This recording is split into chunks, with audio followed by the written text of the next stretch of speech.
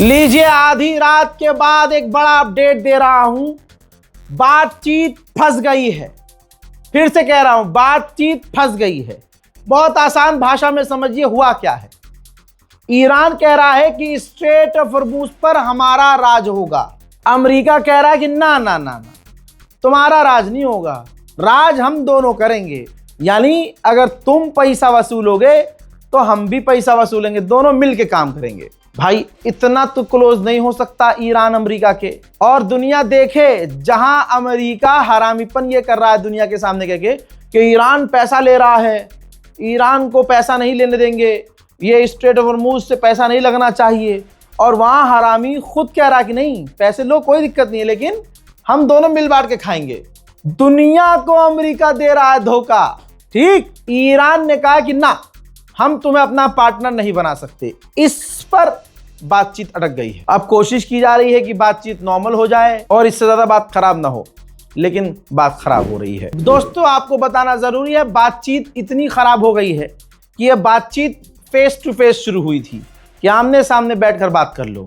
अब बात टेक्स्ट पर हो रही है, यानी अब आमने सामने नहीं है। अब वो अलग कमरे में बैठे हैं, ये अलग कमरे में बैठे हैं। अब पाकिस्तान बेचारा वहां से मैसेज लेके यहाँ जा रहा है, वहां से लेके, और इस लेवल पर बात खराब। हालांकि ऐसा नहीं है कि कल जंग शुरू हो जाएगी, अभी कोशिश की जाएगी कई बार कि बात हो, और पाकिस्तान पूरी इसमें मेहनत कर रहा है। उधर से डोनाल्ड ट्रंप लगा पड़ा है अपनी जीत दिखाने में। ये देखिए, ऑपरेशन एपिक फेल्यूर जो है, बता रहे हैं कि हमने 13,000 बार ईरान पर हमला किया, 50,000 फौज हमारी मिडिल ईस्ट में थी, 155 से ज़्यादा ईरानी नेवी वेसल्स को हमने डैमेज और डिस्ट्रॉय किया, 90% ईरान के हथियारों की फैक्ट्रियां तबाह कर दी, 1500 एयर डिफेंस टारगेट किए, 4500 बैलिस्टिक मिसाइल तबाह की, 800 से ज़्यादा ईरान की ड्रोन फैसिलिटीज़ तबाह की। तो भाई जब इतना इसने कर लिया अमेरिका ने, तो डील क्यों कर रहा है ये भी सोच लीजिए। फिर क्यों फटी पड़ी है तुम्हारी, काहे डील कर रहे हो? पूरी तरह से ईरान पर हमला करते। फिर जो तुमने गुलाबी सुअर ने कहा था हम पूरी सिविलाइजेशन को मिटा देंगे, वो बयान करने के बाद तुम्हारी फटी क्यों? दुनिया के आगे जलील हुआ क्यों ट्रम्प? भाई अगर तुमने पूरे ईरान, सोचिए, अगर पूरे ईरान को सच में इतना कमजोर कर दिया होता तो सबसे पहले डोनाल्ड ट्रंप ग्राउंड ऑपरेशन करवाता और ईरान का सारा तेल चूस जाता। सही कह रहा हूं गलत कमेंट कर देना। अब आगे की बात सुनो। स्ट्रेट ऑफ हॉर्मुज, तीसरी बार खबर बता रहा हूं, स्ट्रेट ऑफ हॉर्मुज में अमेरिका की नेवी ने घुसने की कोशिश की, जिसको डोनाल्ड ट्रंप ने कह दिया कि हमारी नेवी गुजर गई वहां से। अबे सुअर, पहले पूरे पूछते ले अपनी टीम से। रिपोर्ट यह है कि घुसने की कोशिश की स्ट्रेट ऑफ हॉर्मुज में अमेरिका की वॉरशिप ने, ईरान की IRGC ने धमकी दी और कई बार धमकी दी, यहां तक कि एक ड्रोन लॉन्च कर दिया ईरान ने। जैसे ही ड्रोन लॉन्च किया, अमेरिका के पूरे युद्धपोत ने यूटर्न मार दिया, तेरी भागो रे। हाँ, तो वहां से भाग गई हैं वो। ट्रंप ट्वीट कर चुका है 4 घंटे पहले कि हमारे युद्धपोत उस इलाके से निकल चुके हैं। अब इससे उल्टा हो जाएगा मामला। बजाय जो टैंकर वहां फंसे हैं उनका डर खत्म होने के, अब डर और बढ़ जाएगा। आपको पता है कि मैंने आपको बताया था कि अमेरिका ने धमकी दी है पॉप को। वेटिकन सिटी में रहते हैं, वहां के एम्बेसडर को बुलाकर धमकी दी है, क्योंकि पॉप ने इनका झूठ पकड़ लिया था, फैक्ट चेक कर दिया था। डोनाल्ड ट्रंप ने अपने तरफ अमेरिकियों को करने के लिए झूठ फैलाया कि ये जंग आखिरी जंग है, ये जंग परमात्मा की तरफ से, ईसा मसीह की तरफ से मैं लड़ रहा हूं यहूदियों के साथ मिलकर, और ये जंग जरूरी है, ये धर्म की जंग है। तो पॉप को जब ये पता चला तो पॉप ने मना कर दिया कि ये कोई धार्मिक जंग नहीं है, और डोनाल्ड ट्रंप कोई फरिश्ता नहीं है ईश्वर का जो कत्ल की, नरसंहार की बातें कर रहा है। तो अमेरिका के जो ईसाई थे उनकी आंखें खुल गई कि भाई जब धर्मगुरु ने मना कर दिया तो साला ये तो झूठा है। तो पॉप के इस बयान पर अमेरिका इतना चिढ़ गया कि व्हाइट हाउस ने वेटिकन सिटी के एम्बेसडर को कॉल किया, बुलाया और उनको धमकाया।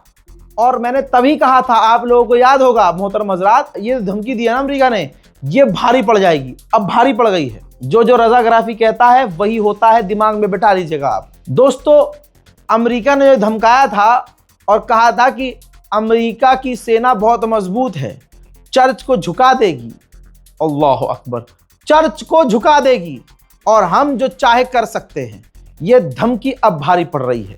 जिसके बाद वेटिकन सिटी के पॉप, ईसाइयों के सबसे बड़े धर्मगुरु पॉप, डरने के बजाय आज मैदान जंग में खुलकर सामने आ गए हैं। लीजिए, उन्होंने खतरनाक बयान दिया, निडर और बेखौफ होकर।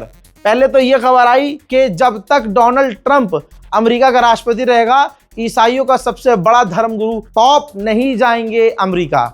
अब ये सामने खुद आ गए। ये रहा वीडियो, रशियन मीडिया पे चल रहा है। दोस्तों, पॉप ने ऐलान किया है, अपने बयान में कहा है, बस बहुत हो गई जंग, बहुत हो गया मासूमों का कत्ल, बहुत दिखा ली ताकत और बहुत हो गया पावर का, शक्ति का प्रदर्शन और खेल। शक्तिशाली वो नहीं है जो शक्ति दिखा रहा है और जुल्म कर रहा है, बम गिरा रहा है।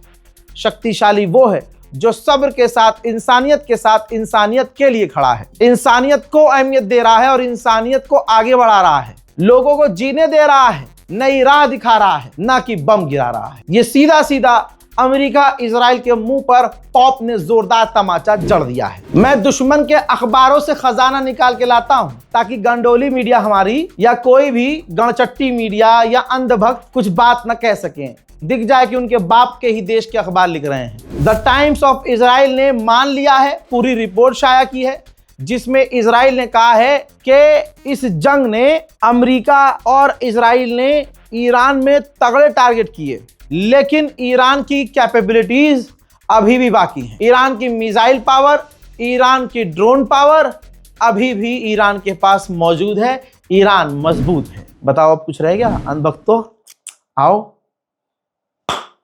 ठोक दिए गए हो तुम। गजब बेइज्जती है। बात अनभक्तों की आए तो इनके बाप की बात ना करें। हजरात, मोदी सरकार भारत के अंदर मुसलमानों के खिलाफ कैंपेन चलाती रही, बाइकॉट मुस्लिम, बाइकॉट ये, बाइकॉट वो, ठीक। और हिंदू समुदाय यहां तक करने लगा कि मुसलमानों का गांव के अंदर बैन कर दिया कि गांव के अंदर मुसलमान नहीं आ सकते। यहां तक कि राजधानी दिल्ली में खून की होली खेलने की बात कही जाने लगी कि हम तो मुसलमानों के साथ खून की होली खेलेंगे। और हिंदुओं को खुश करने के लिए गैर कानूनी तरीके से मुस्लिम परिवार के मकान को तोड़ा जाने लगा, सिर्फ हिंदुओं को खुश करने के लिए। पता नहीं अरब तो मुसलमानों गद्दार हैं। बहरहाल उस पर बाद में आऊंगा। यहां मुसलमानों के खिलाफ जहर, मुसलमानों के खिलाफ सरकार अपने खाते से कैंपेन चलाने के लिए पैसा भी दे चुकी है। जो स्टेज लगाकर ये प्रोग्राम करते हैं हिंदू संगठन, वो भी रिपोर्ट आ चुकी है, दवायर की भी रिपोर्ट आ चुकी है। लेकिन ये नेशनल प्राइम टाइम नहीं है, मैं आपको बस कनेक्ट कर रहा हूं कि असलियत देखिए इनकी। तो आपने देखा, समझा कि भारत के अंदर हिंदू मुसलमानों से कितनी नफरत कर रहे हैं। लेकिन इन्हीं की सरकार, जिसको कहते हैं 56 इंच की छाती, जिनको ये कहते हैं अरे हमने तो शेर पाला है, हजरात अपनी उंगलियों से अपने मुंह में घो कर रहे हैं। लो मैं करवाऊं घोप, लो देखो, लो बेटा घोप घोप तुम्हारे साथ। लेजर आई वाला हमारा विदेश मंत्री, जिनकी इसी की सरकार मुसलमानों के खिलाफ नफरत फैलाती है, और भीख मांगने पहुंच गए हैं ये यूएई। जी हाँ, माननीय जयशंकर हमारे विदेश मंत्री, बड़े प्यारे लेजर वाले विदेश मंत्री हैं।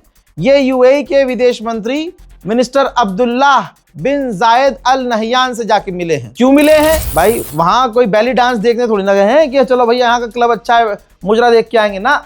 गए हैं वहां पर भीख मांगने, भैया हमें तेल बेचो, हमें तेल दो, हमें गैस दो। क्योंकि भारत में, हमारे मुल्क में स्ट्रेट ऑफ हॉर्मूज के क्लोजर की वजह से दिक्कत आ रही है। और ये बात भी बिल्कुल क्लियर है, हमारी भारत सरकार भी जानती है कि अगर इसी वक्त स्ट्रेट ऑफ हॉर्मूज खुल भी जाए, तब भी जो दुनिया में तेल की किल्लत हो रही है वो एकदम से ख़त्म नहीं होगी। तो अब डूबते हुए हिंदू राष्ट्र को मुस्लिम देश का ही सहारा है, यानी हिंदू राष्ट्र बनाने के लिए मुसलमानों से भीख मांगनी पड़ेगी। तो ये तमाम हिंदू संगठन अब गुफा में रहेंगे, बाहर नहीं आएंगे, कुछ नया मुद्दा तलाश करेंगे ताकि ये वहां जाकर खून चूस सके, वहां पर जाकर देश की हालत खराब कर सके और ध्यान भटका सके जो मुस्लिम देशों से भीख मांगी जा रही है। उधर नेतन्याहू पूरी ताकत से इस डील को खराब करने की कोशिश कर रहा है। नेतन्याहू ने कहा है, मैं और ट्रंप इस बात पर राजी हैं, ईरान को यूरेनियम एनरिच नहीं करने देंगे। और जबकि यूरेनियम जो उसके पास पहले है हम उसको वहां से निकालेंगे। पाकिस्तान के ऊपर लगातार तगड़े मीम बन रहे हैं। पाकिस्तान चाहे कितना भी अच्छा काम कर रहा है, लेकिन एक वीडियो जरा देखिए जो AI जनरेटेड है। ये देखिए, पाकिस्तान का जब विदेश मंत्री गले मिलाए तो पॉकेट उनके सामने मार लिया गया है। अमेरिका के उपराष्ट्रपति से पाकिस्तान का प्रधानमंत्री शहबाज शरीफ गला मिला तो पॉकेट में हाथ डालकर भैया उसका पर्स निकाल लिया और पर्स में से डॉलर निकाल लिए। जाहिर सी बात है, आदत से मजबूर है। तो ये तमाम पाकिस्तान, और ये पाकिस्तान से ही मीम बना है। पाकिस्तानी कितने क्रिएटिव हैं ये बात तो आप जानते ही हैं। भाई बहुत बढ़िया मार रहे हो, और अच्छे से मारो अपने प्रधानमंत्री की, वो है ही इस लायक भैया। कई तरह के मीम बन रहे हैं। जैसे ये देखिए, ये जो साउथ इंडियन कॉमेडियन है, ये इसको आप एज अ जेडी वेंस देखिए। ये देखिए, हम पाकिस्तान के अंदर आया तो उसके साथ क्या क्या होगा। सोने की चेन एक तो हाथ से निकाल के लेके भाग गए, हाथ से और चीज़ें लेके भाग गए। फिर उसके बाद गाड़ी से उतर के ये ढूंढने लगे। पीछे से अचानक से देखा जाता है कि गाड़ी भी कोई चुरा के ले गया। बहरहाल पाकिस्तान का जमकर जो है मजाक भी उड़ रहा है, मीम बनाई जा रही है। लेकिन ये भी बात हकीकत है, जो पाकिस्तान कर रहा है वो करने की चाहत बहुत देशों के दिलों में है, लेकिन क्योंकि उनकी विदेश नीतियां इतनी नकली निकली हैं, खोखली, और नफरत के सौदागर इतने बड़े लेवल के हुए हैं कि उनकी औकात इतनी नहीं है कि ये काम कर सकें। तो अब वो जो है पाकिस्तान को मीम के जरिए, समझ सकते हैं आप हजरात, आतंकवादी हमेशा आतंकवादी होता है। नेतन्याहू ने कहा है, मेरे अंडर ये गवर्नमेंट और मेरी फौज हमेशा ईरान की रिजीम से, आतंकी रिजीम से लड़ती रहेगी, और जो ईरान का साथ दे रहा है तुर्की, जो नरसंहार कर रहा है कुर्दिश लोगों का, हम उसको भी जवाब देंगे। तो यानी ये नेतन्याहू ने खुद क्लियर कर दिया, जब तक मैं प्रधानमंत्री रहूंगा लड़ता रहूंगा, जंग करता रहूंगा, हमले करता रहूंगा। अब दुनिया खुद फैसला कर ले कि इस दुनिया में अशांति के लिए जिम्मेदार कौन है। दूसरे नंबर पर नेतन्याहू है, और आज भी पहले नंबर पर नहीं, वो नहीं है जिसको तुम कह रहे हो। हर जगह यार उसको ले आते हो दिमाग में तुम। पहले नंबर पर यही गुलाबी सूअर है। इस रिपोर्ट को शेयर कीजिए। जय हिंद।